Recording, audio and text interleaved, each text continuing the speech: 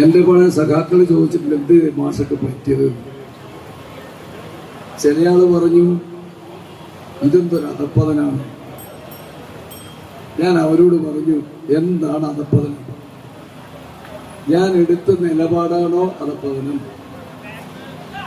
3 തവണ MLA ആവുകയും 4ാമത്തെ തവണ താൻ എഴുന്നേറ്റ് പോകുമ്പോൾ തൻ്റെ ഭാര്യയെ തന്നെ ആ കസേരയിൽ പിടിച്ചിരുത്തണം എന്ന് വാശി പിടിക്കുന്നതാണോ അധപ്പതനം എന്ന് ചോദ്യമാണ്.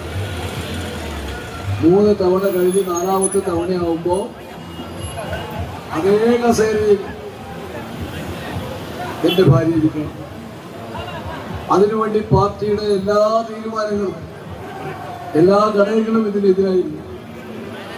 അതെല്ലാം ലംഘിച്ചുകൊണ്ട് പാർട്ടിക്കുള്ളിലെ ജനാധിപത്യം, അതായത് ഉൾപാർട്ടി ജനാധിപത്യം, ആ ഉൾപാർട്ടി ജനാധിപത്യം ലംഘിച്ചുകൊണ്ട് തന്റെ ഭാര്യയെ തന്നെ ഇവിടെ സ്ഥാനാർത്ഥിയായി മത്സരിപ്പിച്ചതാണോ അധപ്പതനം, അതോ അതിനെ എതിർത്തതാണോ അധപ്പതനം? നാട്ടുകാരും ജനങ്ങളും തീരുമാനിക്കട്ടെ. ഞാനൊരു കാര്യം പറഞ്ഞിട്ടുണ്ട്. നമ്മുടെ തളിപ്പറമ്പിലെ ജനങ്ങൾക്കറിയാം, തളിപ്പറമ്പുകാർക്ക് ഒരു എം.എൽ.എയുടെ സാന്നിധ്യം അറിഞ്ഞിട്ടില്ല. മുമ്പുണ്ടായിരുന്നു CKP പത്മനാഭനും ജെയിംസ് മാത്യുക്ക് MLA ആയിരിക്കുമ്പോൾ ചിലപ്പോൾ നിങ്ങൾ അവരെയൊക്കെ കണ്ടു കാണും. പക്ഷെ ഇപ്പോഴത്തെ ആ MLA നിങ്ങൾ ആരും സമീപിച്ചിട്ടുണ്ടാവില്ല.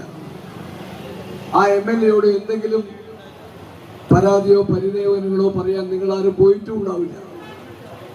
CPMന്റെ ആളുകൾ പോയിട്ടുണ്ടാവില്ല. കാരണം പോയാൽ പണ്ടാരോ പറഞ്ഞ മാതിരി തീയോടടുത്തൂടെ കർത്താവേ എന്ന് പറഞ്ഞ അവരങ്ങോട്ട് അടുത്തൂടാ.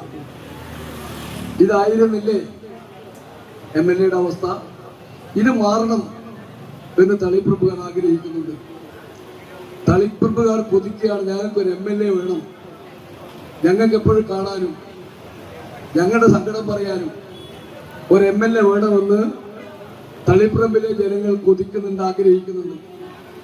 തീർച്ചയായും നിങ്ങൾ എന്നെ ജയിപ്പിച്ചാൽ ഞാൻ അത്തരത്തിൽ നിങ്ങളോടൊപ്പം എല്ലായ്പ്പോഴും നിങ്ങളോടൊപ്പം ഉണ്ടാകുന്ന ഒരാളായിരിക്കും ഞാൻ എന്ന കാര്യത്തിൽ ഞാൻ നിങ്ങൾക്ക് ഉറപ്പ് നൽകുക.